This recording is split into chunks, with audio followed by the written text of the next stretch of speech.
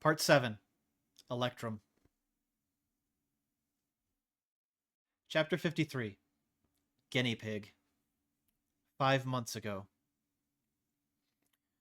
Good news, Elaine. Your wife continues to play her part perfectly. You get to live another month. Isn't that wonderful? Slumped on the scratchy concrete floor, huddled against a wall that felt like an aquam freezer, dressed in clothes that bore months of scratches from the times his captors grew bored, smelling from his lack of access to a shower with soap, the thought that his torment in this Fanina, where even the sun had forsaken him, would continue for another month? It was the opposite of wonderful. Bradburn had let himself into the cell. Why shouldn't he? Despite being a sneppard, he was taller than Elaine. He was bigger than Elaine, stronger than him. What was a professional musician supposed to do when locked away by a predator who enjoyed torturing his kills? Food was regular but sparing, and Elaine could feel his strength seeping into the concrete as his body wasted away with every passing day. And yet, as the days crawled on, they did foster something in Elaine. Not courage. No. Courage would have saved up its strength, looked for opportunity to bait a guard into the cell alone, grab his weapon, and break out. Courage wouldn't have curled up in the corner, resigning itself that the only hope of salvation from this Fanina was if his wife, the chemistry teacher, appeared through that metal door at the end of the darkened hallway in a burst of light. It was not courage that led him to speak now. It wasn't even defiance. It was an understanding that the worst Bradburn could do to him was to finally kill him and be done with it. Nothing Elaine said mattered. Nothing Naira did mattered. No matter what happened, Elaine was going to die. "What have you done with Tazale?" he asked through cracked lips. Bradburn chuckled, gripping Elaine's chin in a meaty paw that smelled of the man's opulent dinner. His breath was awash with bourbon and necrol, though Elaine didn't even have the strength to wrinkle his nose as much as that combination deserved. "Your son made his own deal for your life. Like his mother, he is playing his part well, proving himself to be nearly as useful as he claimed. There's a good chance you survive all this, Elaine." With that, he patted Elaine's cheek like an affectionate grandparent. Naira would have bitten the hand. Tazale would have leaned forward and bitten the throat. Elaine? Elaine sat in the corner, staring into the eyes of a predator, praying to Seed Mother that maybe he wouldn't use his claws today. No claws came out. Instead, Bradburn gave him a smile, like they were good friends that had just enjoyed a lovely evening together. "See you in the morning, Elaine." An irrational side of Elaine berated him for not getting to his feet. It screamed that if he didn't bolt out past Bradburn now, he'd never leave this dungeon. It pleaded with him to try, to fight. Dying in a botched escape attempt would at least be release from this living Fanina. No. Naira would come. Tazale would succeed. He had to trust his family to do what he could not. They were working hard to save him. At least, if Bradburn could be believed. What reason did he have to lie to a dead man? It would be selfishness for Elaine to take matters into his own hands. What would it do to his family if they spent so much of themselves and he got himself killed anyway? All their effort and love for nothing. Not for the first time, he contemplated the merits of his death. Perhaps they could flee. If he was dead, they would have nothing to compel their actions, no hostage to constrain them. They could escape, with nothing to hold them here, to keep them pawns in Bradburn's schemes. That was folly. Even if Elaine died, Bradburn would simply pretend he hadn't. He would continue to bait them both along. There was no escaping any of this. This was a predator. There was no reasoning with him, no bargaining with him. The mouse was a fool who forgot the lethality of the cat's claws and teeth just because it spoke with a honeyed tongue. So Elaine sat huddled, alone in the cold corner, and wept. 2 months ago. Elaine was no longer alone in these dark cells. A number of Nolfs now filled the cells beside him. Only these hadn't come from within Cyphus. They were larger in every respect than Elaine. not always by much, but enough to be noticeable. They dressed like wild men in exotically colored furs that were marred by their own blood. Most amazingly, their eyes held a dim, yet constant prismatic glow.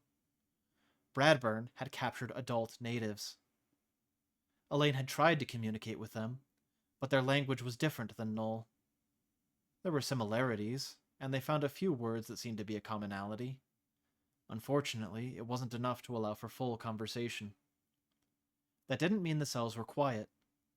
The natives often communicated in low whispers, their sentences including added clicks and whines. There was something in their scent, too, something that conveyed emotion even more clearly than their tone. It had started with 2 natives. 2 had grown to 6, then to 12, then to 15. An escape attempt was made. Where the natives found the materials, Elaine wasn't sure, but they used ice and vines to break through the bars containing them. One of them had even freed Elaine. Then the natives had all been mowed down in a hail of gunfire. Elaine still bore fresh scars in his back from the clawing he'd received for leaving his cell. Some of the natives survived, but the attempt cost them whatever prism they'd had left in their system. More natives were brought in after that. Even though he had company now, Elaine was still alone. A new face introduced itself to the depths of Fanina. A familiar face, in the form of a Nulf in a lab coat. One of Salatra's old racing friends, a man named Dravota. Elaine tried to press him, to learn what he was doing and why. All he got in response was, "I'm doing my part, same as Salatra." Every few days, Dravota would come down and select one of the natives. They would leave, and Elaine wouldn't see that native again. Then a few days later, the next native would be taken. Today, it wasn't Dravota that burst through the door at the end of the darkened hallway. It was Bradburn. The look of calm control, of sadistic pleasure, was gone from the predator's eyes. What remained was simply murderous intent. It zeroed in on Elaine. The cat didn't intend to eat the mouse today. It intended to snap its spine and rip it limb from limb. Armed guards flanked Bradburn, but he didn't use them. He opened Elaine's cell himself, crossing the room in 3 paces and yanking Elaine to his feet. "What's going on?" Elaine asked numbly. The question was not spurred by curiosity or even survival.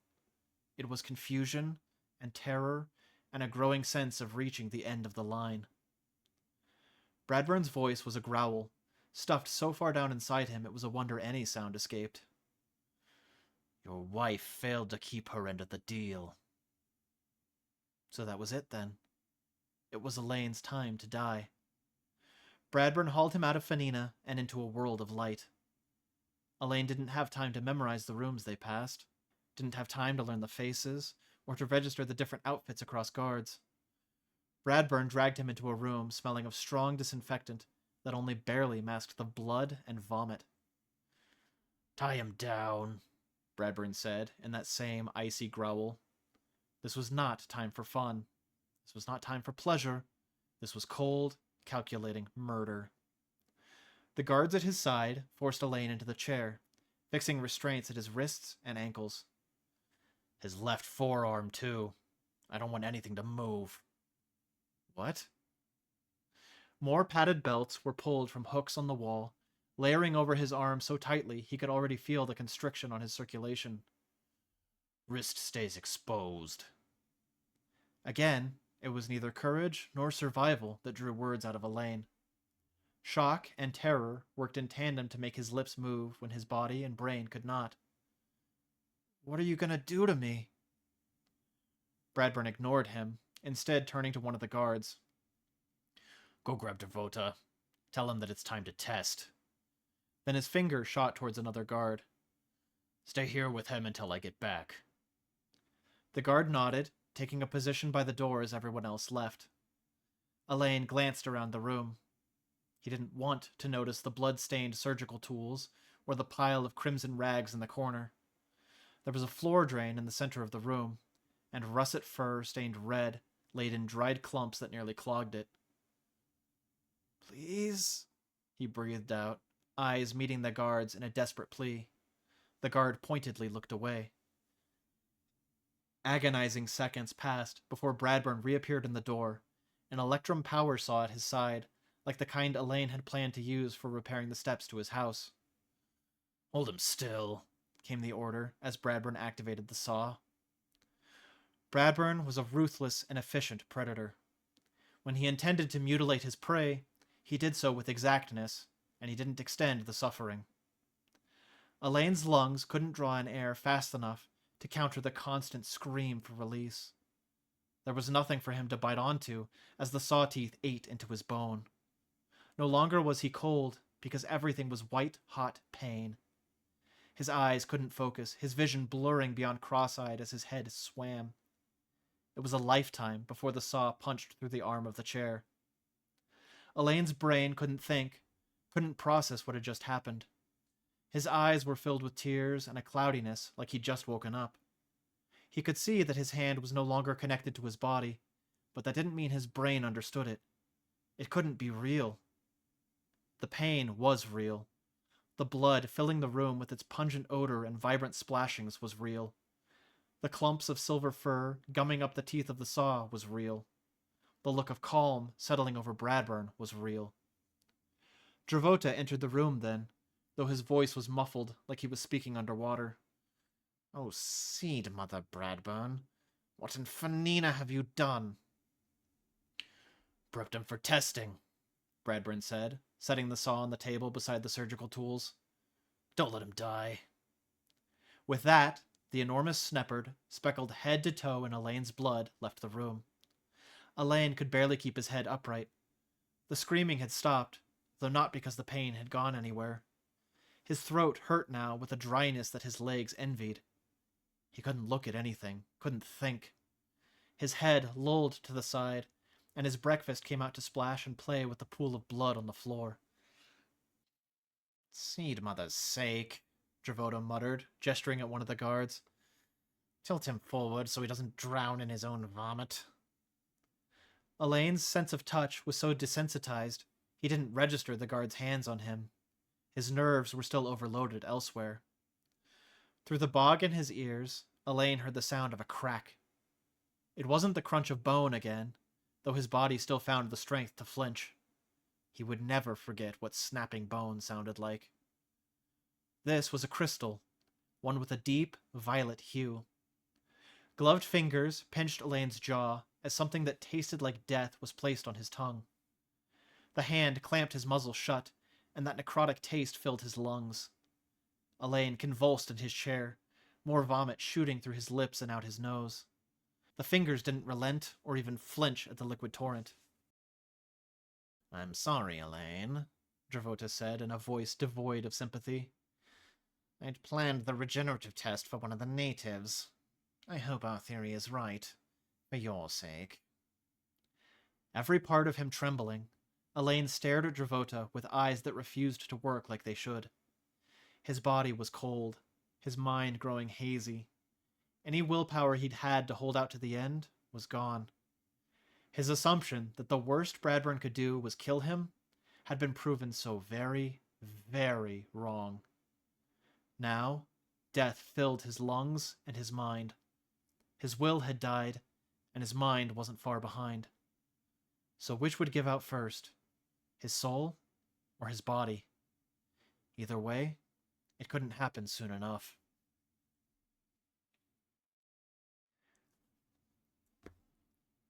Chapter 54. Wife. Naira cracked the Curum crystal with her thumb.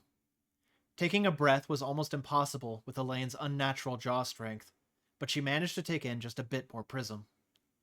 She couldn't see Elaine's injuries this close to him, but she directed the Curum energy his way anyway. The Curum helped itself to the prism in her system. So did Elaine. She could feel it being sucked away, trying to drag her down into a state of helplessness. She wouldn't let it. Silatra wasn't helpless. Naira wasn't helpless. She clamped down on the tube between her teeth, filling her mouth with prism for any moment she could find a breath. Reaching forward, she planted the Curum crystal against his chest. Closing her eyes, She focused on the areas she remembered seeing him get shot. Warmth flooded out from under her hand and into him, and his jaws eased up just a hair. It was enough to sneak a bit of a breath, and the prism she took in went both to the Curum and to Elaine. That was fine. This was one case where she was willing, even eager, to share. Melissa came up beside them, her fingers reaching in to try to pry Elaine's jaws apart. No, too soon. He needed the prism. Naira couldn't form words. What came out was a strangled gulp as she reached up and tapped her mask. Thankfully, understanding came to Melissa's face. Pulling off her own mask, the detective opened the valve on her prism tank and pressed the mask over Elaine's nose. Naira was on the verge of blacking out. Prism had extended her consciousness, but even that was almost run dry. Blood ran down her shoulders, her chest, her back. Elaine was all she could smell. It was a scent that so overwhelmed her emotions it nearly paralyzed her. They stayed there like that for what felt like an eternity, though it was really only another 10 seconds. Elaine released her, falling back into a seated position. Naira gasped, coughing violently as her lungs fought against her attempts to breathe again. Taking in more prism, the next Curum crystal was pressed to her neck, and she felt the holes starting to seal. Melissa kept the mask clamped over Elaine's face, as it didn't hold well on its own. It'd been designed for shorter sneppered snouts, but it had been enough. There was horror in Elaine's prismatic eyes. He was shaking, tears welling and spilling down his cheeks. His voice came out in a whisper already muffled by the mask. "I'm so sorry, Starlight." She shut him up with a hug. "You've nothing to be sorry for, dear." Slowly, with the caution of someone adding powdered aluminum to water, Naira pulled the mask off his face. She handed it back to Melissa with a nod of thanks. "Guard the door." Donning the mask herself, Melissa returned the nod and stepped away. Elaine continued to stumble over apologies as Naira checked his injuries. She'd managed to deal with most of them, so she shushed him as she finished the wounds that were left. "I have to heal you with Curum, or your body will try to heal itself with your blood." "I know," he said softly. That sent a chill through Naira's body. She glanced up to find him rubbing his left hand at the wrist. His touch was light, like he was worried he might twist his own hand off. "How long have you been like this?" she asked. "I don't know," he admitted. "Months, I think.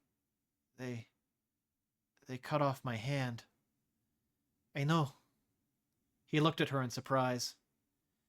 "They sent it to me," she said, a barely checked rage dripping from her words.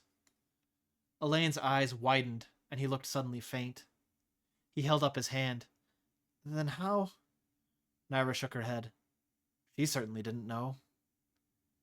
"Seed Mother, I thought they sewed it back on after I blacked out. Is this even my hand?" He was hyperventilating now, so Naira ran a hand through his cheek fur and gripped the back of his neck. "Elaine, we'll figure that out later, okay? For now, I need you to stay calm." "Stay calm? I just attacked the love of my life." Naira let out an exasperated sigh. Despite the circumstances, she was settling into teacher mode. "I know, but I think I know how to keep you from losing control. We're going to have to fight our way out, so I'm going to have you carry my alchemy bag.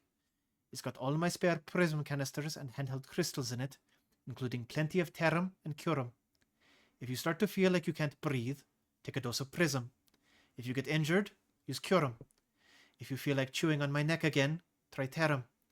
If you get thirsty, the aquam's going to be very cold because it's high grade, so just drink carefully. And if I call for anything, toss it to me."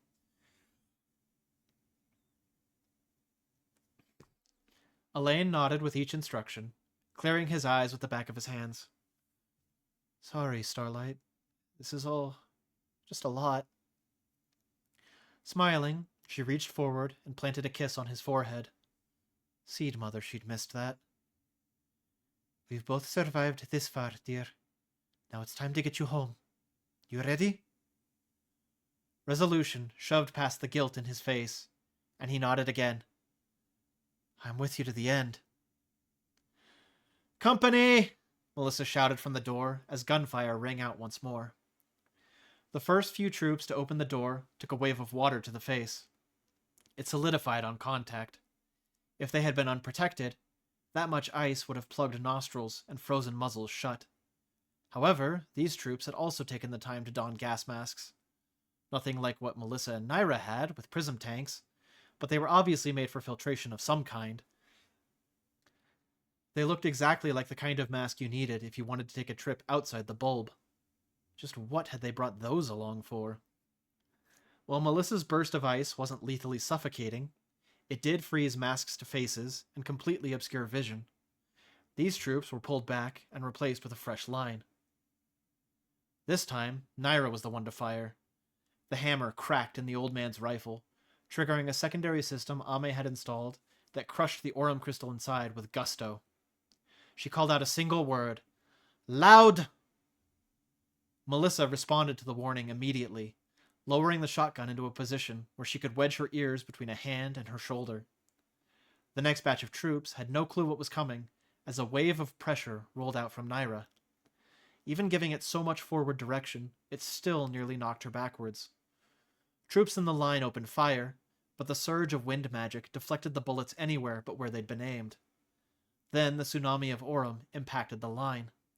Snipers were sent careening back into their fellows. Any weapons not attached by straps were tossed aside. Blood ran through many a set of fingers as to a man the snipers clutched at their ears. They should thank Seed Mother they'd put on the filtration masks, or they'd have lost their eyes too. Detective Melissa was back to a firing position, already sending out another wave of frost while Naira reloaded. Hobbling forward in a crouch, Elaine took shelter behind Naira. You've been making new toys with Ame, haven't you? Figured if we were mounting a rescue, then I had to either bring an army, or the firepower of an army. Naira's next shot required no warning. Quite a clump of confused goons had gathered in the choke point of a door.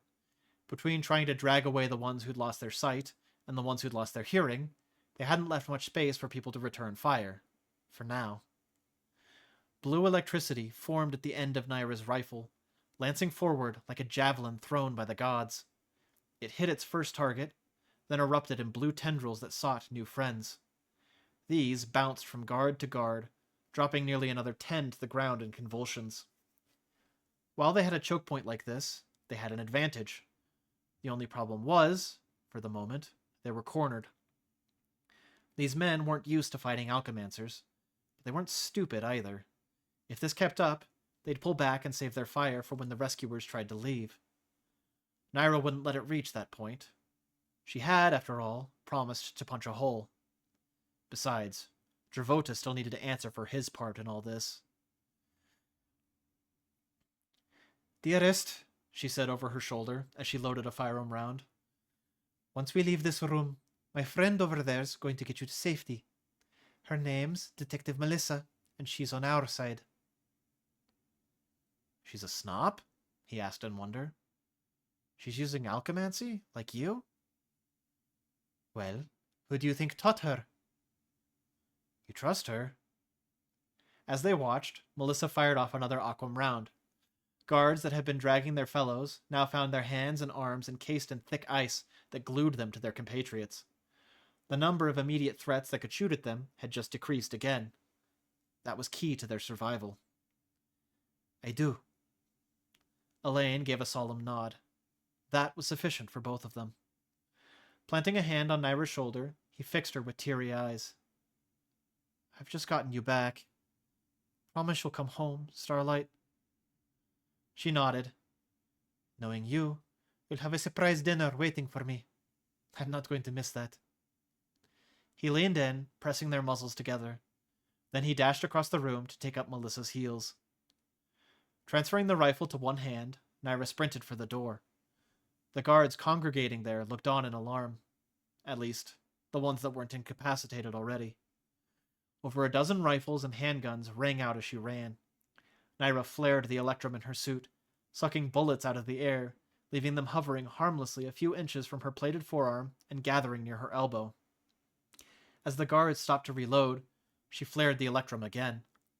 The bullet suspended by her elbow traveled forward, propelled by the pull of sequential electromagnets embedded along the arms of her suit. Naira had become the gun. These bullets didn't travel with the same momentum as they'd carried before, but it was more than enough to pierce flesh and add to the growing pile of bodies in the doorway. An Aurum blast from one of her gloves carried her over the pile and out into the hallway.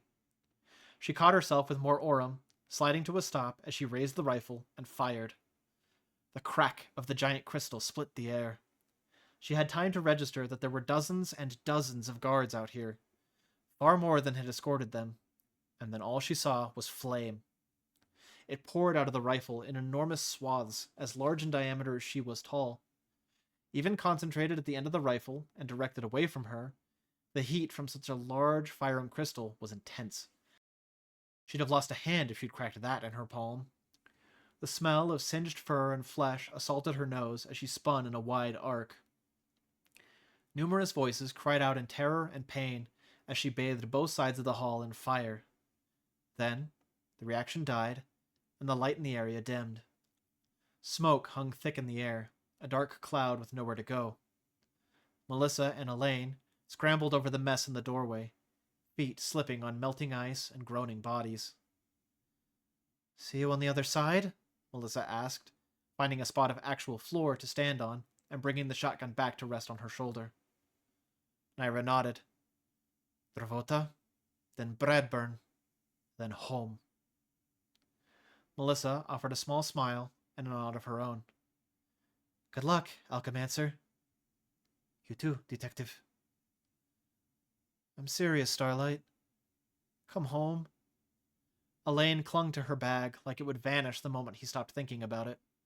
His eyes said he was equally worried the same would happen to her. "I'm sometimes late, but I always come home.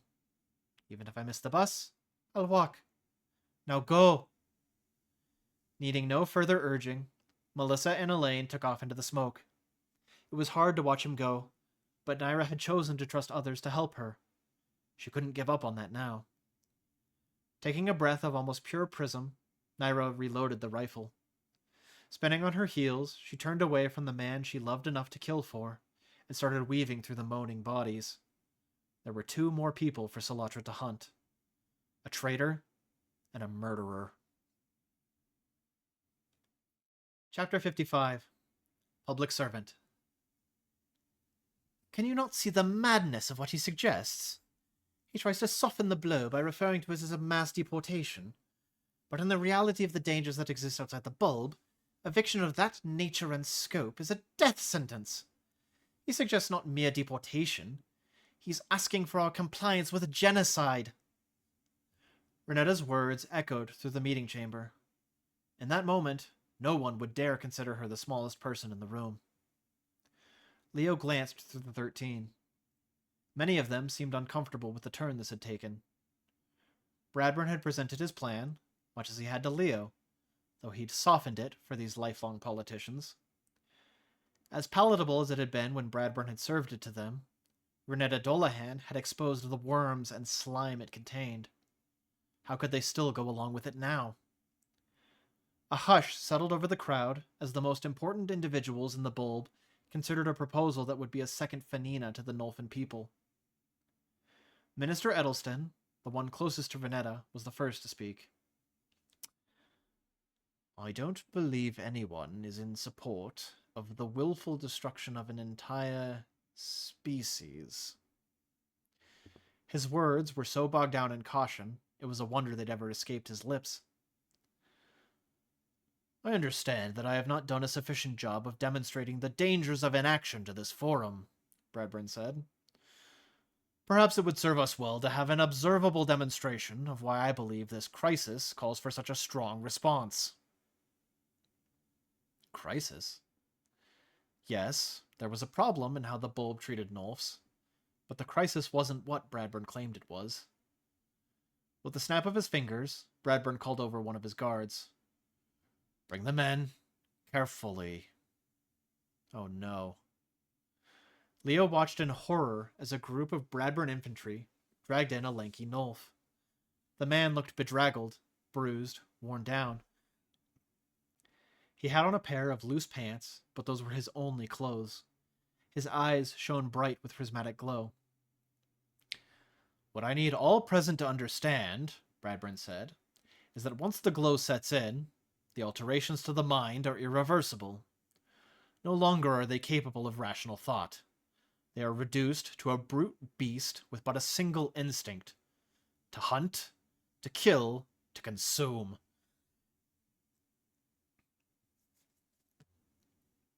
The poor man let out a roar as one of Bradburn's men unloaded an electrum baton into him. His eyes began to glow with such ferocity, the iris definition disappeared. The Nulf lashed about, his claws extending to sharpened points that tore through the shirts and vests of those around him.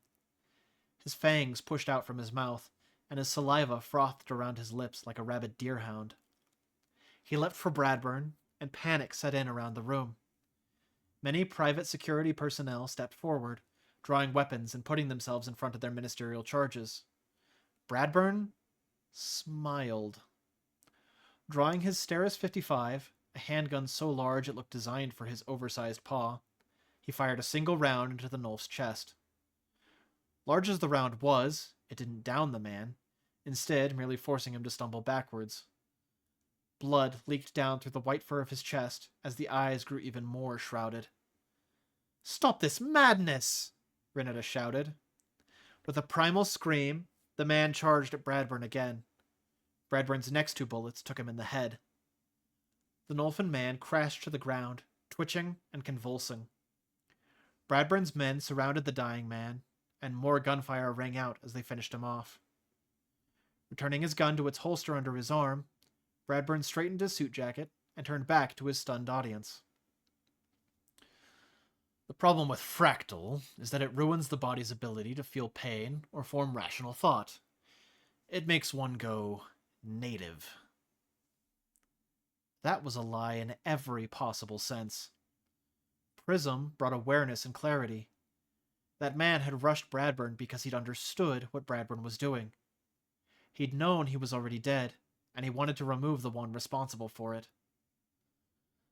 "The longer they stay in that state," Bradburn said, "the more likely even the tiniest thing will upset them and incite them to violence and murder." "You just killed him!" Renetta called out. "I'm afraid that's the only recourse available once they're that far gone. Once the glow sets in, it's only a matter of time before something sets them off. There are over 200,000 Nulfs in Cyphus. Research from my time serving with the Cyphus police suggests that well over half of them are consistent Fractal users. Do you think it's safe for the people of our great city to have irrational monsters wandering the streets? I do not blame them for their addiction. Indeed, it is a great tragedy. But it's not one that I'm willing to let bloom into even greater tragedy. Fractal-related deaths are on a steep incline. Will this forum stand by and ignore the danger?" The other two Nulfs his men had dragged into this meeting were staring around in confusion and horror. Like their companion, they were dressed sparsely in clothing that didn't look to be truly theirs. They struggled weakly against their captors, crying out in a language Leo couldn't understand. He leaned over to Rolf, who looked equally petrified. "Do you know what they're saying?" Rolf shook his head, licking his lips like they'd gone dry. "It's not Null." "Then natives," Renetta said under her breath. "He didn't turn them native. He brought in natives to support his claims." "Renetta, this has to stop," Leo hissed. "He's going to kill those two as well." She nodded. Her chair scraped on the floor as she stood. "That is quite enough demonstration. Honorable members of the 13, before we rule on the motion that Minister Bradburn has presented, I have information that I believe may impact our decision." She took a deep breath and continued. "As you well know, our numbers have been dwindling. In the past 6 months, we have lost the Ministers of Commerce, Mining, Agriculture, Infrastructure, Revenue, Water, and most recently, justice.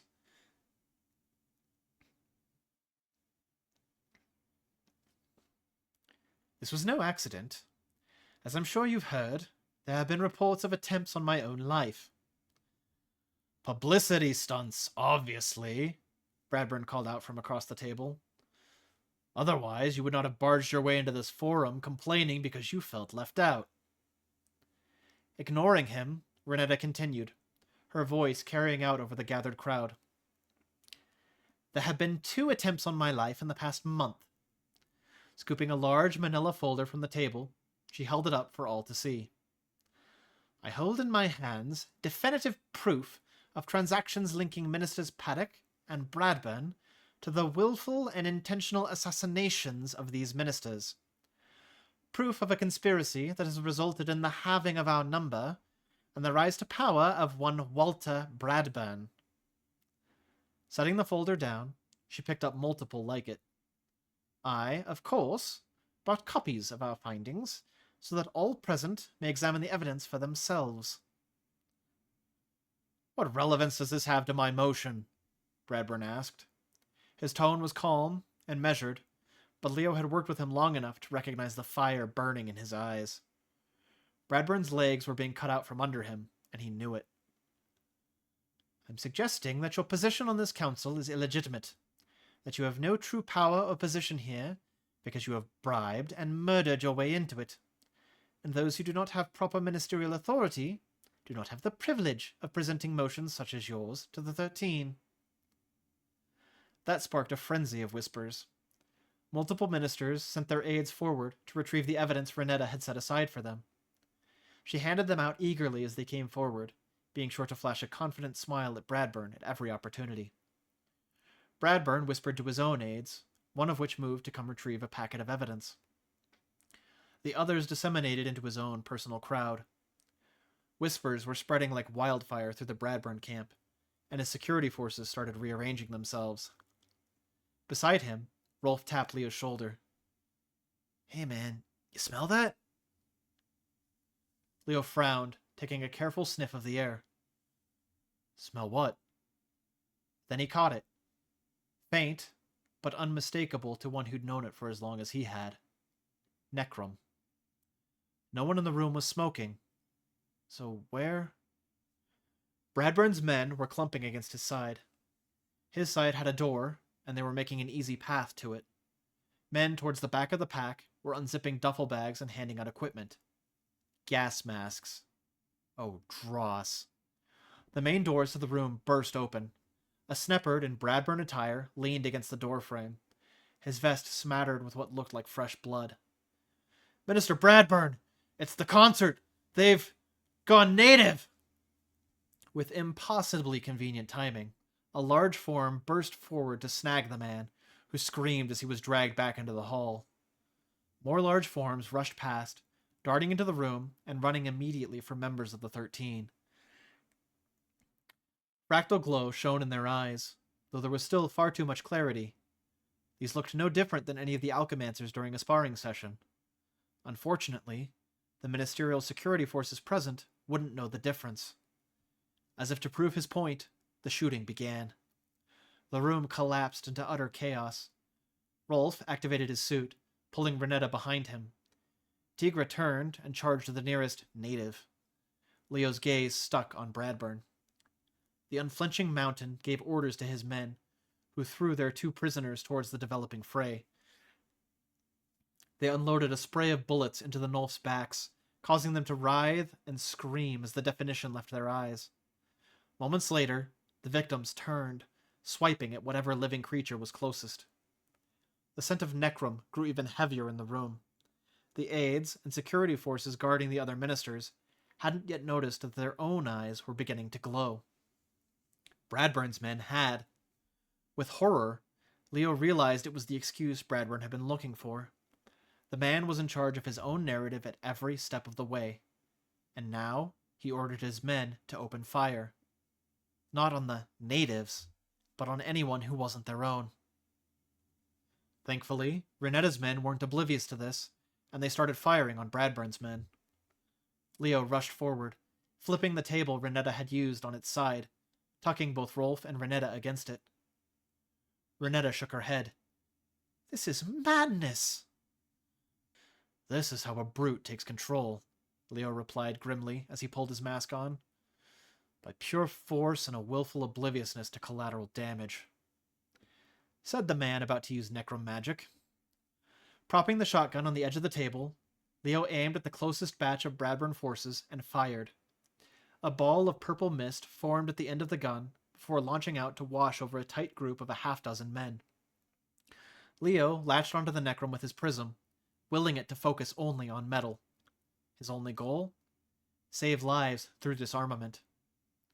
Tigra came running back, dragging one of the monsters by the scruff. He huddled low by the table, though parts of him undoubtedly still stuck out. We have problem, he announced. Bradburn has made this change to his own guards. This not concert-goer. This altered guard. Leo could see at a glance that he was right. This wasn't some kit in street clothes. It was a sneppard with a knife strapped to his thigh. His eyes held a distant fractal glow, though he didn't move. It seemed Tigra had introduced his head to the floor multiple times. Peeking back over the table, Leo fired off another necrom burst and disarmed another 4 guards. The body count in the room was climbing far too rapidly, but Leo had to remind himself that every little bit that he did would help in the end. Something else caught Leo's attention. The group in the far corner. Those were the ones Leo had noticed fractal glow in after he caught the scent of necrom. Their glow had grown stronger and had spread to the entire group. Anyone with fractal glow became an instant target of gunfire. Fanina, this was a nightmare. Pointing across the room, he called out to Tigra. They're gassing that group! Anything you can do, big guy? Tigra grinned, tossing the unconscious sneppard in his hands aside like a suddenly uninteresting toy. Tigra save little ministers. Then, he flung himself across the room with an aurum burst that drowned out the gunfire.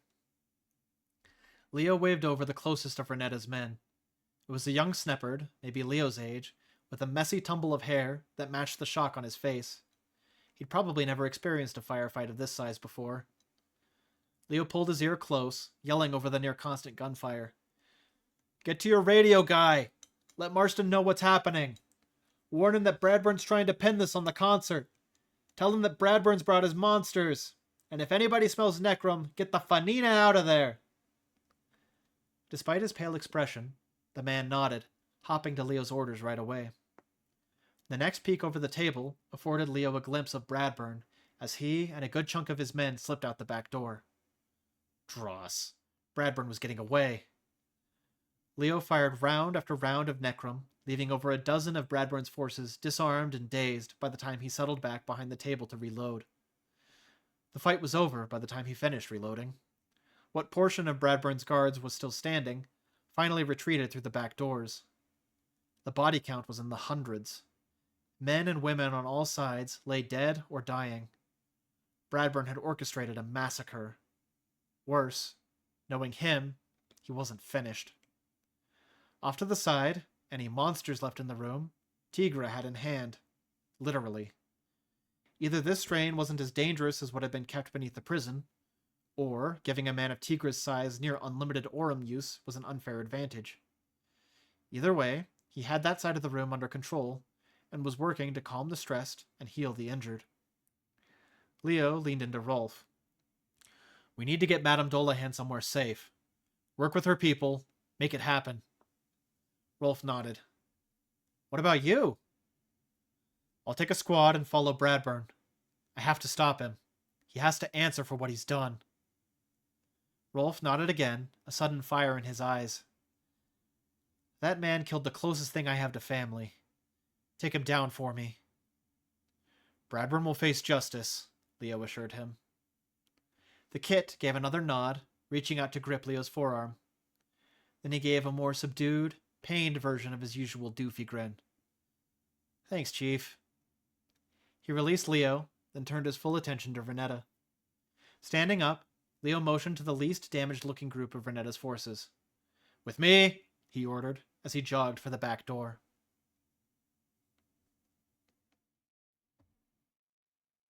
Chapter 56. Equal and Opposite Reactions. Moira barely found the firearm song in time to deflect it to the side. It wasn't an issue of hearing the nuances within the song.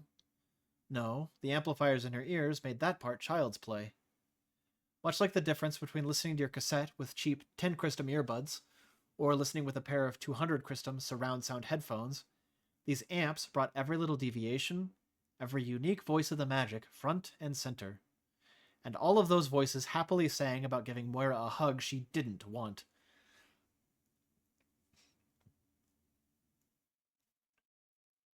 It wasn't the firearm's fault. It didn't understand that hugging Moira would harm her. Raw energy didn't understand anything at all. It just did what it was told. And right now, Tazale was telling it to torch her. A puff of aurum from her own glove pushed her behind a large air conditioner, barely providing her cover as a fresh blast of flame shot her way. She gasped for breath, her lungs pleading for reprieve. No, it wasn't the hearing that was the problem. It was the singing. Yes, it let her catch and redirect the magic Tazale was flinging her way, but the speed of thought far outpaced the speed of sound. Sound made it easy to cheat the system, to undermine the original caster's intent with the magic. But her cheating was costing her. Sure, she could do a little visual casting, but to counter magic with visuals required quite a bit of guesswork. You had to closely approximate the original caster's intent and offer it a similar enough alternative that it listened. Easy. Except that it absolutely was not. While she remained on the defensive, singing was her best option, but that had limitations too. The most painfully apparent one? Singing constantly for minutes on end was leaving her lightheaded and winded. She needed a chance to catch her breath, to try to stop her vision from swimming with quite so many lights. "I won't touch your stupid pumps if you just tell me what they're doing," she called, spending her precious air on a gamble. In the past, Tazale had always been happy to dialogue about himself. He was delightfully self-absorbed and stupid like that. The only time she'd ever seen him stop talking was in fights with Naomi, where they settled into letting their teeth and fists do the talking. Moira hadn't pushed him to that point yet. To be honest, she'd barely gotten any retaliatory strikes off, but that was her own fault for loading her suit with Tarum and Aurum. There were great elements for defense. For offense, though, she was still working on that. She heard a dry laugh over the pouring rain and allowed herself a moment of relief. Her gamble had paid off. Deep breaths flooded her straining lungs as Tazale took the bait. "I told you. I'm going to open people's eyes. They're going to be forced to see. I'm catalyzing change. Just not the way they thought." "So you're willing to sacrifice innocence to do it?" The megaphone was a huge blessing here, letting her catch up on breath while still projecting her voice to keep him talking. "They're not innocent. Pretty sure they're just trying to enjoy an awesome concert. I've no intention of sacrificing them." Well, that sure didn't match up with his actions. "Could have fooled me, Dipdross. You're the one who's pumping tainted fractal down there." He laughed, backboomed by a crack of thunder. "Wait, why would I use Bradburn's poison on Nolfs? How dumb do you think I am, squeakers?" Dumb enough to let me get my breath back, she thought. Taking the opportunity to check her batteries, she grimaced. She'd already used most of the Aurum one and would have to replace it soon. "So there's nothing special about this one?" "It's my gift to them. Fractal and Tarum, like Ren would have wanted." "Don't you mean Prism?" she asked. "If you leave out the garbage fillers, there's no practical difference." While she didn't exactly trust Tazale, he didn't seem like he was lying. And he had seemed more concerned with simply keeping her away from the pump than actually hurting her. Probably. "So what about the rest of the pumps?" Another crack of thunder rang out, and Tazale's response was almost drowned out by the rain pounding the roof around them. "I'm giving Bradburn a taste of his own medicine." Okay, that sounded very bad. She needed to find those other pumps. "You don't have to do this, Tazale," she called, peeking out from her cover to watch him. He stared back at her, confident as Anima herself, eyes alight with prism and crystals waiting in both hands. The police are going to arrest him tonight, she continued, cautiously getting to her feet. She needed to be ready to sprint, just as soon as she spotted the other pumps. He's wanted for murder. After tonight, he's not going to hurt anyone ever again. That, he said, pointing a finger at her, that's the one thing we agree on. There. A clump of oddly shaped metal things covered sloppily with tarps. They were laid out in a line on the other side of the stadium. Nina. She'd just gotten her breath back. She didn't want to run that far.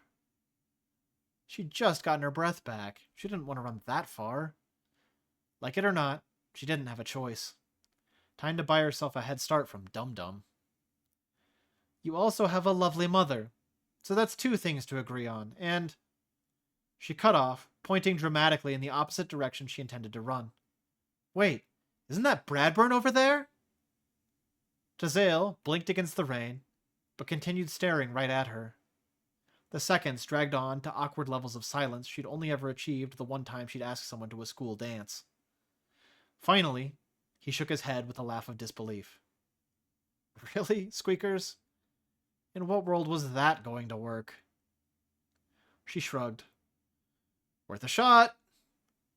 Then, like her date-to-be had done to her last year, she took off in a sprint. Unfortunately, physical exercise was not Moira's strong suit. If Sergei didn't drive her around, then she used her Aurum board to get places. She didn't have that now, but what she did have was magic. And if Naira could propel herself along using Aurum, then so could Moira. Running along an exposed vent, Moira leapt into the air, throwing a hand behind her to release Aurum. A wall of wind magic scooped her like a spoon, and at her song it carried her forward with disorienting speed. The wind tugged at her hair, whipping it behind her like a second, smaller tail. If she didn't have the face shield of her mask, her eyes would have been watering. She gained ground for a good 30 seconds. At least, until the Aurum battery ran out. The good news? It had gotten her almost halfway to her destination. The bad news? Her momentum was retained when the magic faded. She tried to hit the ground running, but face-planted instead, skidding painfully across the slick gravel. No sooner had she gotten to her feet than she heard another blast of Aurum heading her way. She just used a lot of breath to get here. Couldn't she catch a break? Like his mother, Tazael was relentless. Forcing air into her lungs, Moira ducked as she directed the Aurum straight upwards. The wind magic rushed overhead with a roar that made her cringe in her mask. The burst carried the rain with it, and bought her a few moments where no more raindrops fell on her. Then it passed, and the deluge continued. Ejecting the Aurum battery from her suit, she reached down for a replacement. Byram streaked her way as Tazael closed the distance. Focusing on singing while getting the fresh Aurum installed was a bit like trying to pat your head and rub your stomach at the same time. The battery didn't quite lock into place, instead clattering to the ground as she dodged away from the fire magic. Okay, this was getting annoying. She spent the whole time on the defensive, hoping her supplies would outlast his. They probably would, but it didn't seem like he was going to run out anytime soon either. She had stronger materials and a more efficient form of casting than he did. It was time to go on the offensive. Moira slowed to a brisk walk to make it easier to breathe. Weaving around exposed vents and pipes, she did her best to keep something between the two of them at all times.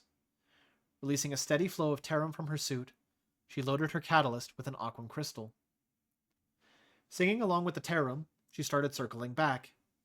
Bits of grass and vine began filtering through the gravel lining the roof, flecks of green battered by the rain. Tazael took the opportunity to refresh his prism. Moira pressed play and imagined punching Tazael in the face. A moment later, a giant fist formed out of pure ice surged over the vent, colliding with Tazael's jaw. He stumbled backwards, swearing, "You're really starting to piss me off, Squeakers." "That makes 3 things we agree on," she sang, continuing the Tarum song. The growth was almost ankle-high now. With a growl, Tazael started a fresh barrage of magic, and the exchange began again. Tazael threw fire, Moira threw ice. The air around them crackled with the rapid changes in temperature. When fire didn't work, Tazael switched to Aurum. Moira countered with bursts of electrum that forced him back. The exchange continued until they were both breathing heavily. They'd have both been sweating if not for the frigid rain. The poor vent between them was coated in equal measures of ice and char, and bent into an almost unrecognizable ball of sheet metal. Moira had to stop the Tarim song for just a moment to get enough breath back not to pass out. Tazael's hands came to rest on his knees for a moment. He forced words out around large lungfuls of air. "I'd like your spunk, if you weren't so bracking annoying, Kit. In another life, we might have been friends." Moira's vision was a flood of dots of light and streaks of rain running down her mask. "You say that like this life doesn't provide that option." Her fingers working by instinct, she loaded her catalyst with a fresh electrum cartridge. He shook his head. "People like me don't get to have friends. It's the cost of changing the world." What a drama queen. His hand reached for more prism, and like a coiled viper, Moira struck. She burst into Tarim's song, and the steady undergrowth beneath their feet surged upwards in a tangle of vines that wrapped around Tazael's body. His arms constricted to his sides, and vines laced over his shoulders before pulling him down to a kneeling position. The more she sang, the tighter the Tarim pulled him into a ball. Her voice cracked as she ran out of breath. Staggering forward, she dropped to a knee herself to not pass out. They both stayed there for a long while, their ragged breathing getting lost to the sounds of the rain and thunder. "How do I shut off the pumps, Tazael?" He snorted. "Already told you, squeakers. They're on chemical timers. You're not going to shut them off once they start." "So there's still time?" A bitter laugh emerged from the creaking tangle of vines. "You think I'd be wasting time with you if there wasn't? Every fiber of my being wants to go track down Bradburn and kill him." "Well then, stop being a pain and go do that." "It's not quite time." Moira sighed. Nothing he said was useful. Standing up, she thumbed over her shoulder. "I'm going to go mess with your pumps, so just hang out here and think about your life choices or whatever. Though to be honest, I don't really care what you do with your time." "It's a dangerous thing to turn your back on me." "I don't care," she sang, blending it with Tarim's song to work the vines around his muzzle and shut him up. Then she turned and walked for the pumps. She'd taken all of 3 steps when there was a roar of Fyrim behind her. Idiot. What did he think fire was going to do against thick, sopping vines? Glancing over her shoulder, she found herself staring at an inferno. Was he trying to burn himself alive? Did he have even a sliver of self-preservation anywhere in his overly thick skull? An Aurum pop was the only warning before Tazael was launched from the blaze, skidding to a landing just a few feet away from her. "Oh, come on!" she whined. Tazael's hand whipped forward, sending a fresh burst of Fyrim her way. He was close enough now that her singing wasn't quite fast enough to fully deflect it, and the fur on her neck, damp as it was, still singed with a painful heat. The flames parted, and Tazael was there. His hand shot forward and gripped Moira's mask. Then the electrum hit her. It coursed through her body, causing every muscle to constrict as she went rigid in his grasp. She couldn't sing to counter this one. Her lungs compressed, and it seemed a toss-up whether she'd black out from the pain or the lack of oxygen first. Something popped in her mask, and the amplifiers in her ears rang with an awful feedback before they too popped and went silent. Finally, the terrible convulsions stopped, and her muscles relaxed as the electrum burst ended. Her legs were jelly, her eyes unfocused, her mind unresponsive. Reaching behind her head, Tazael undid the clasp and ripped off her mask. There was a hiss as he disconnected it from her prism tank. He released her, and she slumped to her knees. Rain pelted her head, rinsing her already matted face. It thumped dully against her skull, a distant white noise she could feel but barely heard. No longer could she hear the music of magic.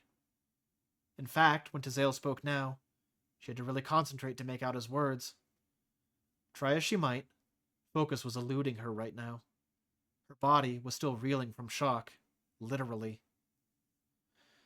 Give it a rest, Squeakers. You put up a good fight, and you made me waste a lot of stuff I made to deal with Bradburn. Her head swayed as her body struggled to calm, struggled to find breath. Her prism was slipping away. A part of her knew she needed more, needed the clarity it provided, but she was too numb to move. Every breath she took now let more dullness seep in, a warmth that countered the rain. Tazale crouched in front of her, her mask cradled against his legs. Do yourself a favor, Kit. Tomorrow's going to be a new world. Farina, you probably won't even notice. So go home. You're not the hero here. Moira's voice spilled through her lips like the water running freely through her suit. You're no hero either. It was nearly lost to the rain, and Tazale had to lean in to hear her. That's where you're wrong, Squeakers, he said. Like it or not, people are going to remember me after tonight. There's a difference between heroism and infamy. He sighed, pushing back up to his feet. You and I are never going to see eye to eye. Sorry, Kit. You lost this one. It's time to quit. Chapter 57. Prodigy. Moira's head continued to spin. She'd lost. She'd had better tools, better methods, and she'd still lost to someone older and bigger. Brack! Frustration welled up inside her. What was that going to accomplish? Was she going to punch the gravel? Dig those sharp little stones into her fists until the pain flushed away her anger? Her scream was muffled against her own ears, sounding like it was some other failure up here on the roof with them. Her fingers trailed through slick gravel, and she flung a handful at Tazale's departing back. It bounced off harmlessly, and she couldn't even hear the rattle of individual stones as they fell back to join their brethren on the rooftop. Tazale said something, but she couldn't make out the words. Her hearing was shot. Her prism source was walking away in someone else's hands. How was she supposed to use magic now? Some Alchemancer she was. And yet, she still pushed herself to her feet.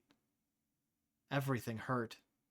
Her muscles still hadn't forgotten their tension, and parts of her limbs felt like they were moments away from cramping.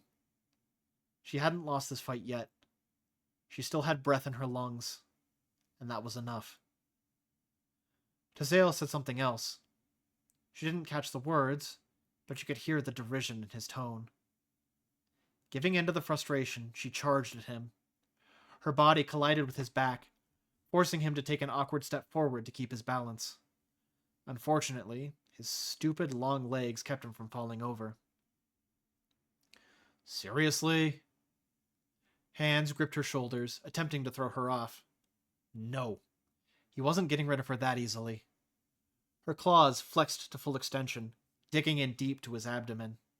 She even brought her feet against his calves, putting her whole weight on his hips as she kicked and tore. Tazale's swearing turned into a feral growl, and he brought a fist down into her head. More stars appeared in Moira's already speckled vision, and the dull thump of his hit rattled her brain. Still, she clung on. He hit her a second time, so she added her teeth to the mix, biting him in the side. His fingers worked their way under the straps of her suit, and he ripped her free. Then he flung her into another exposed vent. She collided with the thin sheet metal, denting it as she slid to the ground. No. With a shake of her head, she stumbled back to her feet and assumed a fighting stance. Fine, Tazale snarled, his own fingers curling into fists.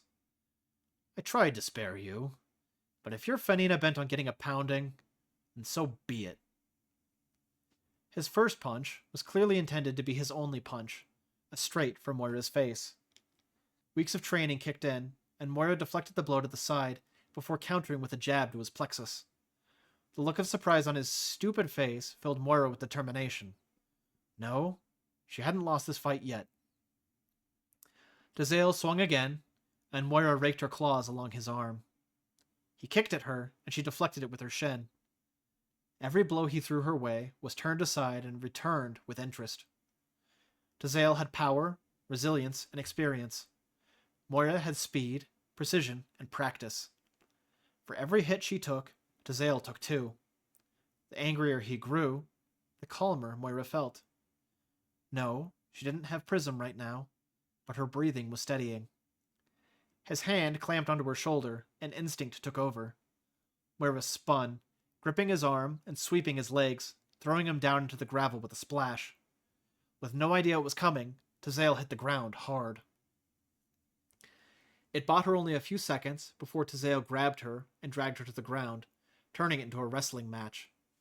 They were both soaking wet, which made it hard for either to find purchase as they each attempted to subdue the other.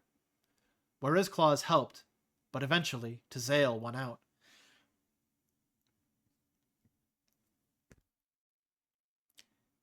He held her, one arm around her waist and one arm around her throat. Her arms were pinned to her sides, her feet kicking uselessly in the air. She couldn't overpower him. She'd lost her opportunity to outmaneuver him. Every time she tried to wiggle for more room, he just constricted tighter. No matter how she twisted, she couldn't find an angle to get in a blow or use her claws. One option presented itself to her oxygen-deprived mind. A dangerous option. A stupid option.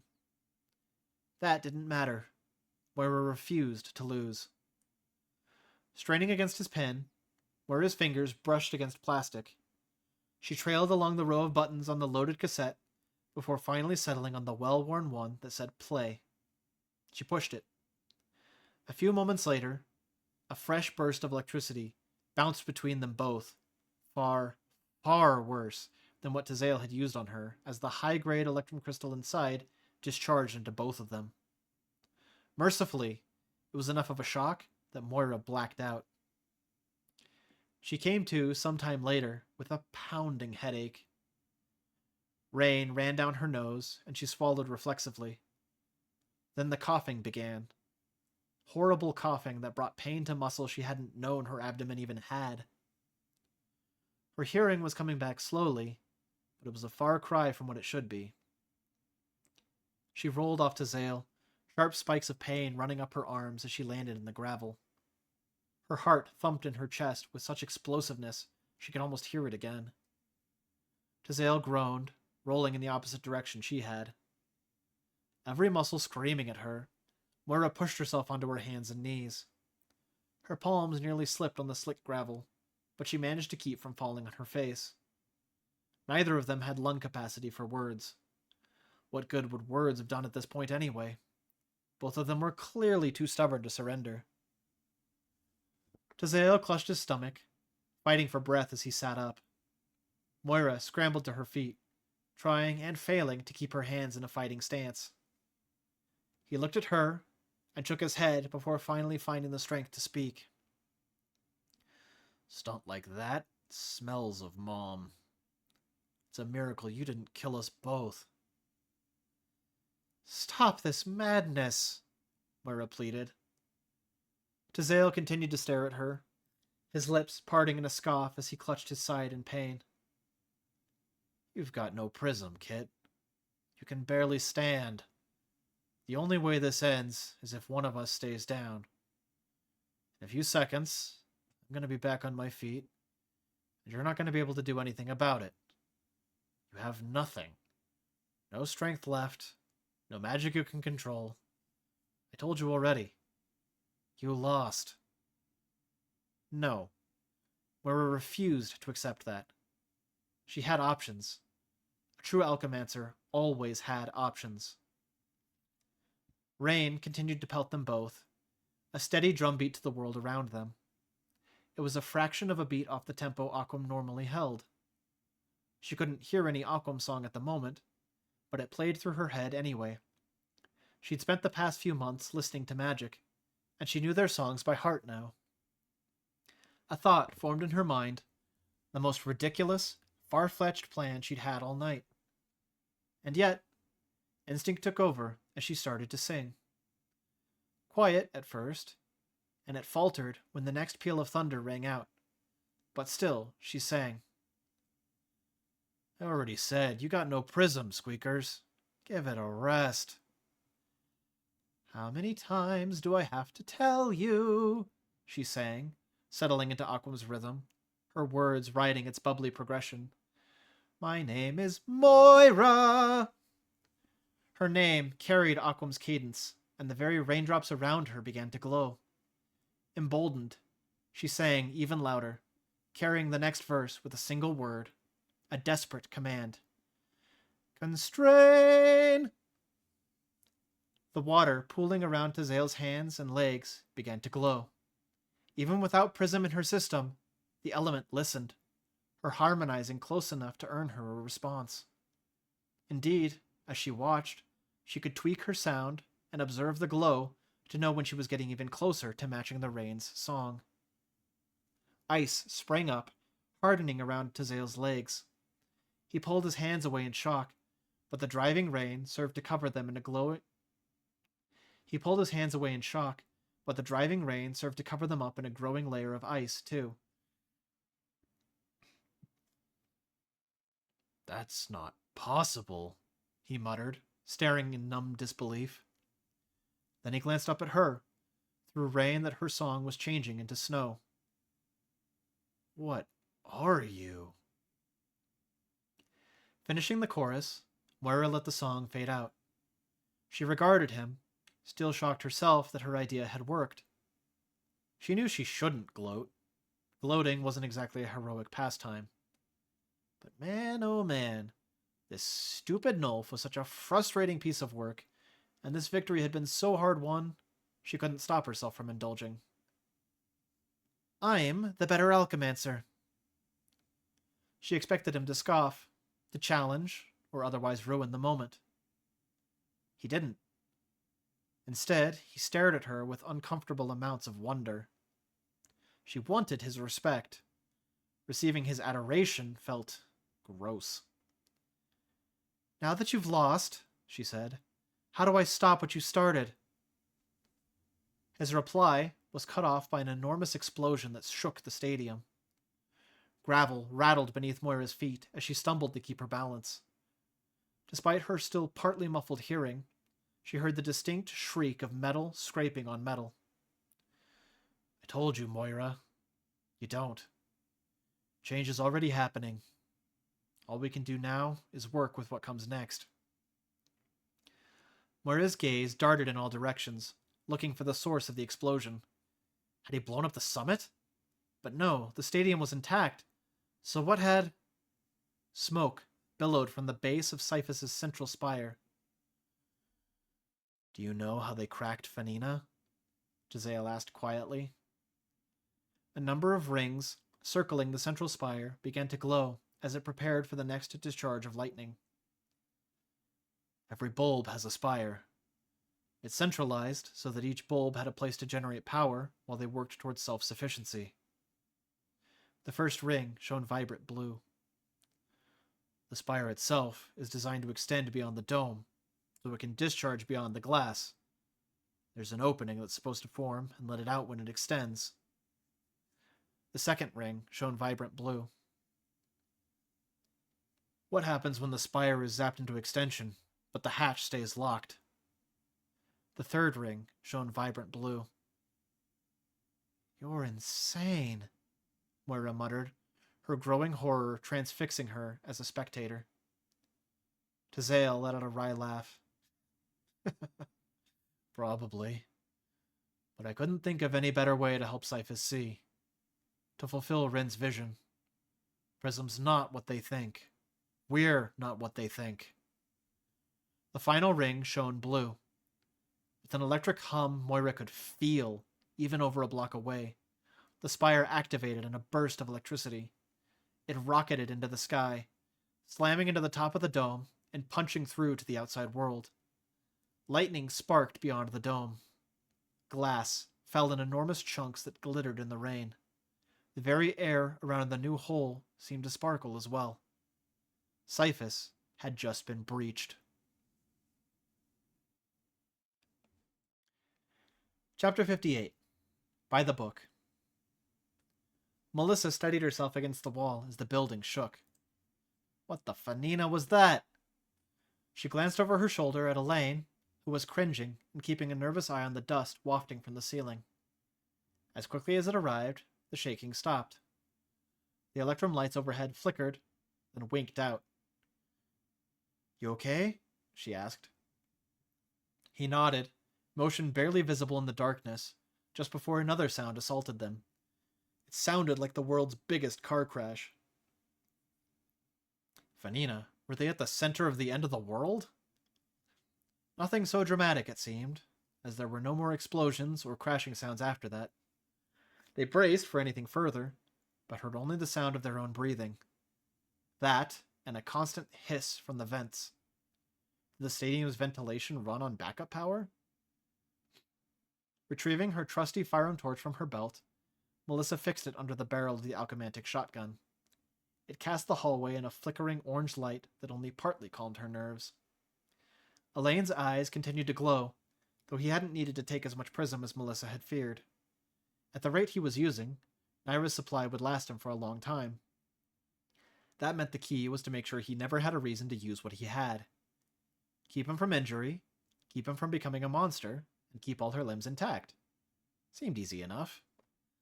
So of course that was the moment a door burst open at the far end of the hall, and an entire squad of Bradburn troops spilled out. Not Renetta's forces, or the backup Tolson had promised to bring from Precinct 3. Nope, these were Bradburn's people. And of course they saw Melissa and Elaine before she could cover her torch. No doubt they'd spotted the reflections from the absurd neon rainbow jacket she still wore. Seed Mother, her luck today was horrific. She barely pulled Elaine behind an abandoned food cart before the shooting began. Shards of glass, exploded condiments, and shredded paper hot dog trays rained down around them as they huddled against the cart. After several tense seconds of hearing bullets zip through the cart and ricochet off the floor, someone in the squad had the sense to call for a ceasefire. Once one lost sight of their target, it seemed like it should have been logical to stop shooting, but these people had to be told. Good to know that she was dealing with trigger-happy idiots. In the silence that followed, Melissa pulled off her mask, freeing her mouth as she shouted, I am Detective Melissa McKinley with Siphus Police, Precinct 3. Firing automatic weapons at a police officer is an infraction of Charter 2, Article 1, Section 1, Paragraph 3.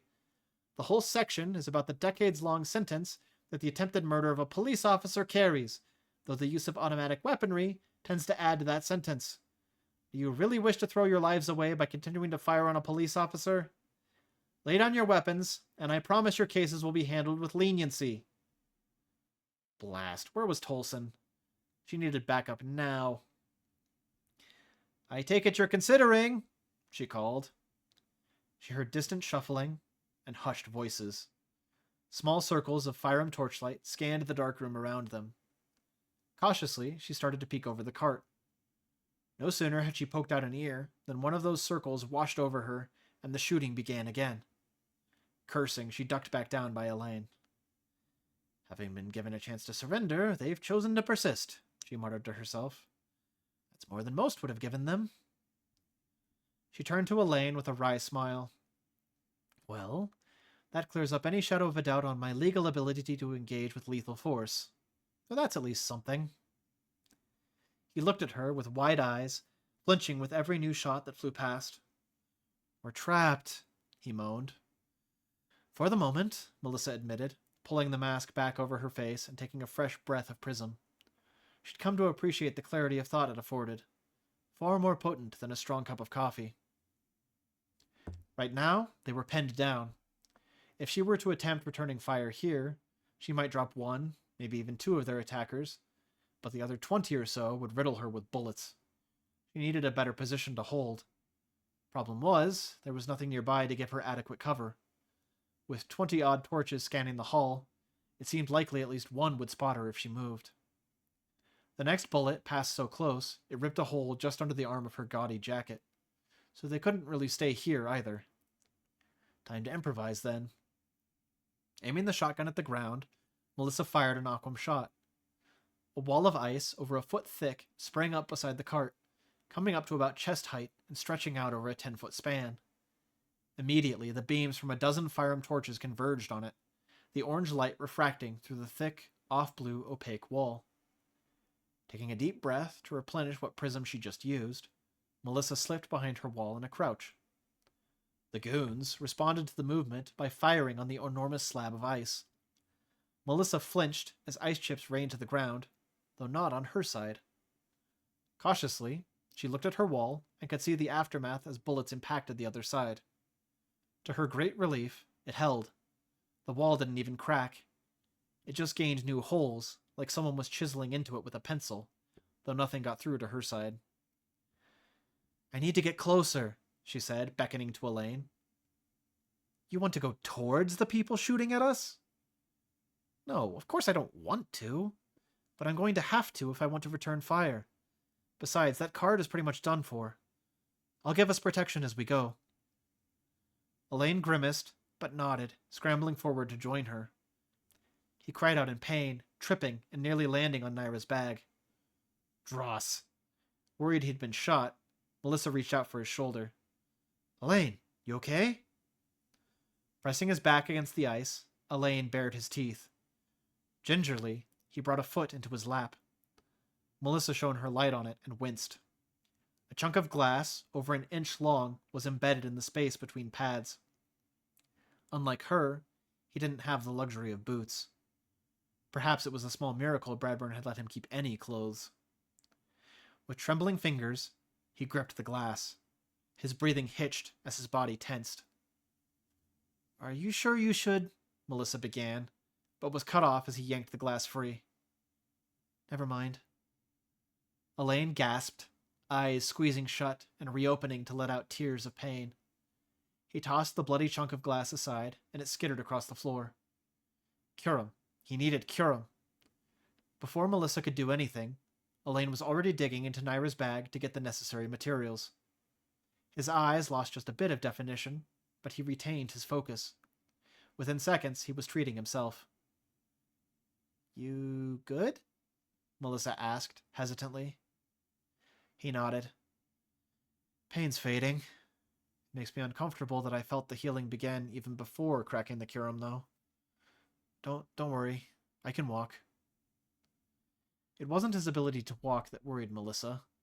The last thing she needed was for him to lose control and jump her while she was fighting other people. He seemed to be on top of it, though, and he at least attempted a reassuring smile. "So be it. If I make more walls, can you help me split their fire?" "I can certainly try, though I'm not going to be able to fire back." "I'll worry about that. I just need a distraction." Unclipping her torch from the gun, she handed it to Elaine. He took it, glancing down at it like he'd just been handed a kit. Gripping it in resolute fingers, he nodded. "Here goes nothing," Melissa muttered. Then she built another wall. This one wasn't as high as the first, so she got it to take up nearly half the width of the hallway. Elaine took off down its length in a crouch, his foot not giving him even the least trouble. The firearm torches followed his movement through the opaque wall. Good. Melissa gave him one more wall to work with, this one a little higher, before ducking around the other direction. She built herself a wall as she moved, suddenly thankful that Aquam was one of the quieter reactions. Across the hall from her, more orange light illuminated her construction as Elaine flared her torch. Guess you learned a trick or two when your wife was an alchemist by profession. More bullets were wasted in Elaine's direction, and Melissa used the opportunity to get closer to their attackers. She built one more wall, a fallback if she got spotted. Only somewhat comforted by the possibility of a fallback, she slung the shotgun over her shoulder and sprinted the rest of the way. She reached the closest goon before he saw her. All the gunfire had likely hampered his hearing, because he didn't notice her until her claws were already embedded in his neck. She tore free, adding a smatter of red to her obscene neon jacket. It smeared as she silently laid his body on the ground. Scooping up his rifle, she checked the magazine. It was high capacity, practically military grade, and highly illegal per Cyphus law. It was also half full, and he had another 2 full magazines tucked into his vest. Melissa snagged them both. This side of the hall was littered with cover. Various locked-up stalls held merchandise for the Cyphus Eagles, District 4's baseball team. Small tables and stools were set out for those who wanted to eat the moment they had food in hand. Several support pillars ran floor to ceiling. It was behind one of these that Melissa took cover, using another aquam shot to extend that cover. Then, with a steadying breath, she sighted on the rifle she'd taken and opened fire. Leo was the poster child marksman of Precinct 3.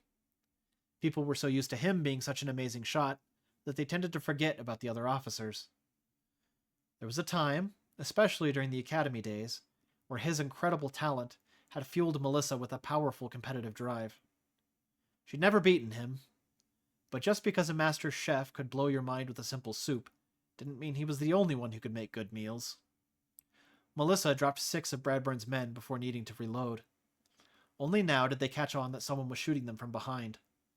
With a much better position to work from, Melissa returned fire, dropping 2 more. Having caught on to the subterfuge, the leader of the pack was barking out orders, calling for his men to catch her in a pincer. They obeyed, splitting into 2 groups and spreading out to surround her. She was able to keep one group pinned, but the other had decent cover and were going to become a problem very soon. An explosion sounded, throwing the advancing group off their feet and scattering their cover. A grenade? No. That was the pop of an Aurum burst. Glancing to the side, Melissa caught sight of Elaine as he stood up to lob more crystals. Despite his physical condition, his aim was spot on.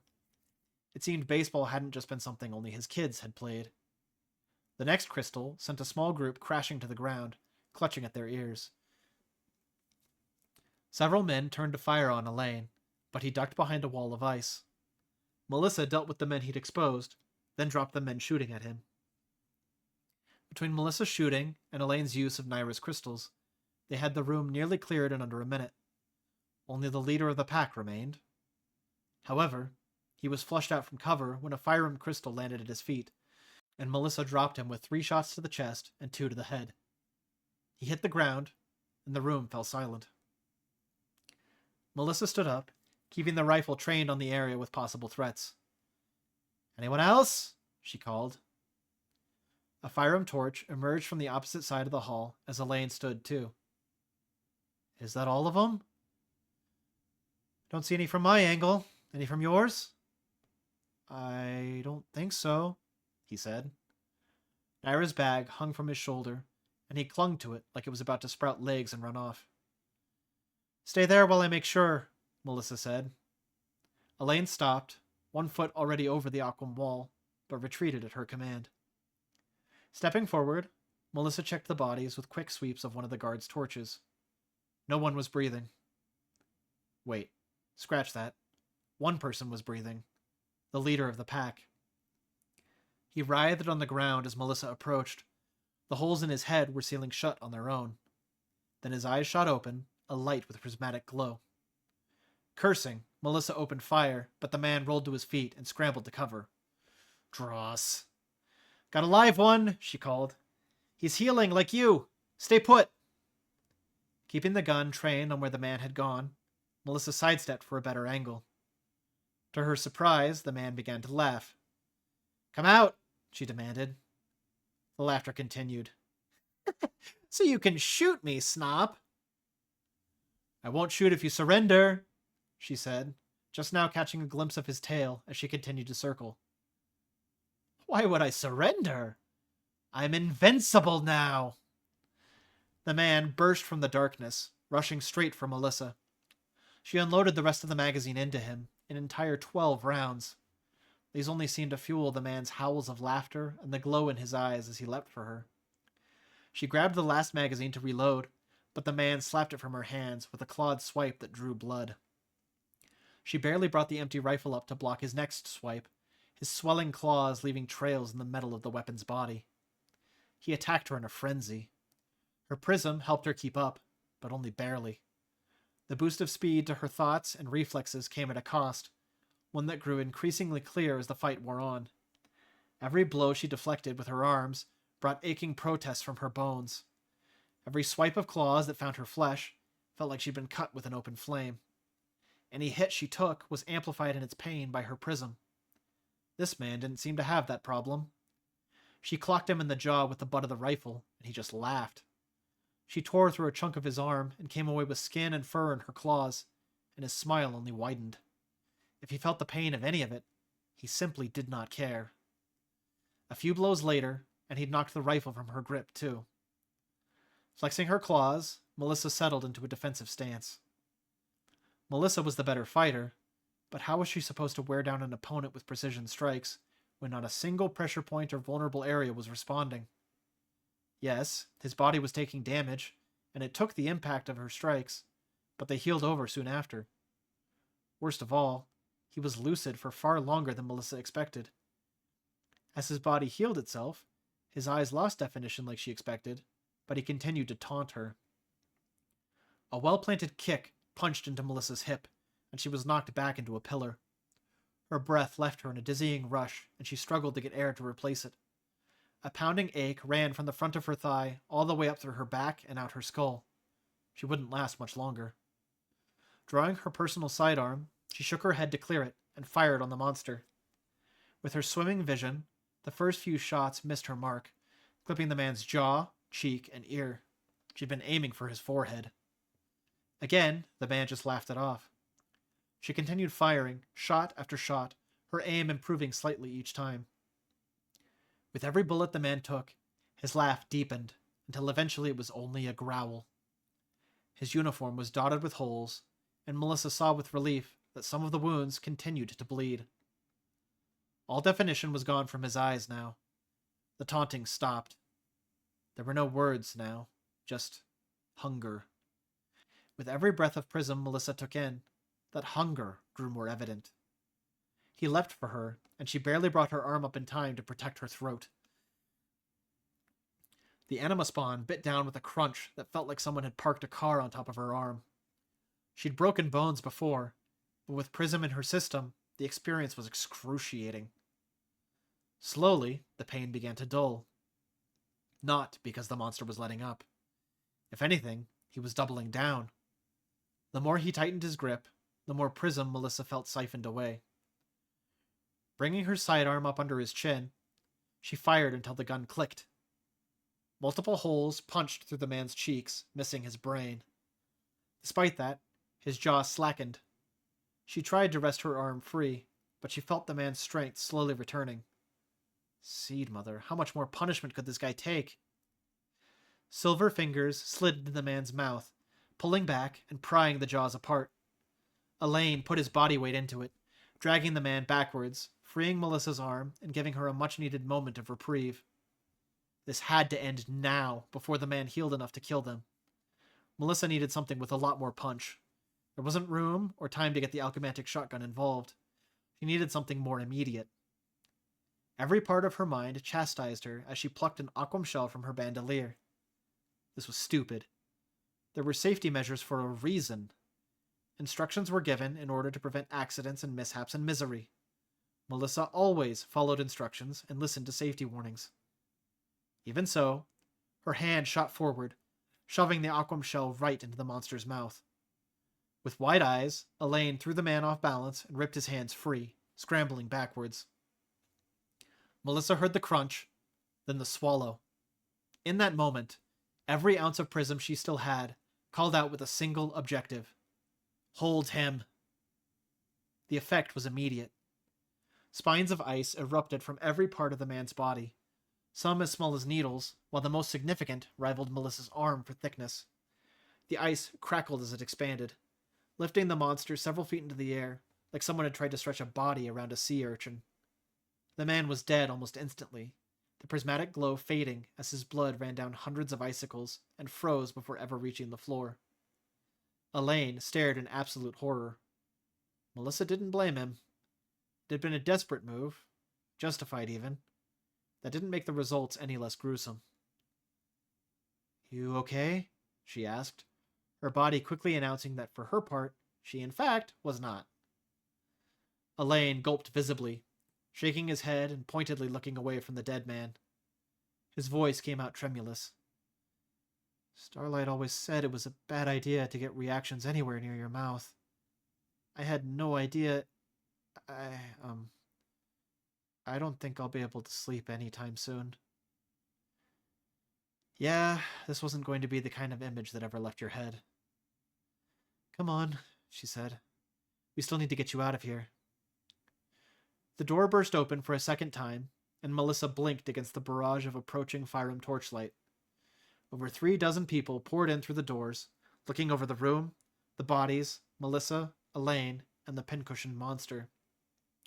Someone else ran up to the doorway before leaning against the doorframe and gasping for breath. Squinting against the lights, Melissa could just make out a familiar large frame. Relief washed through her like the warmth of a shower at the end of a double shift. It's about time you brought the cavalry, Tolson,